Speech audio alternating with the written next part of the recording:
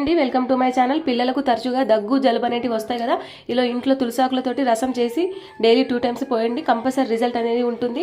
ఇలా ఒక బౌల్లో 1 గ్లాస్ వాటర్ పోయాలి. అవి మరుగుతున్నప్పుడు మనం 10 తులసాకులు తీసుకున్నాం కదా, అవి ఇందులో వేసి అలా ఒకసారి మరిగించాలి. అలా మరిగించిన తర్వాత కొద్దిగా ఇందులో ఓమ అయితే యాడ్ చేయాలి.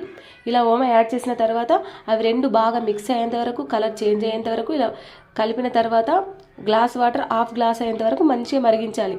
ఇలా మరిగిన తర్వాత దగ్గర పడిన తర్వాత, కలర్ చేంజ్ అయిన తర్వాత ఇందులో చిటికెడు సాల్ట్ వేసి మరొక 2 మినిట్స్ అయితే మరిగించి స్టవ్ అయితే ఆఫ్ చేసేసి గ్లాస్లో టీ జాలితోటి దేనితోటైనా ఇలా గ్లాస్లో వడబోసుకున్న తర్వాత చల్లారిన తర్వాత పిల్లలకైతే మార్నింగ్ పరిగడుపున, నైట్ పడుకునేటప్పుడు డైలీ 2 టైమ్స్ అలా 3 డేస్ ఇవ్వండి.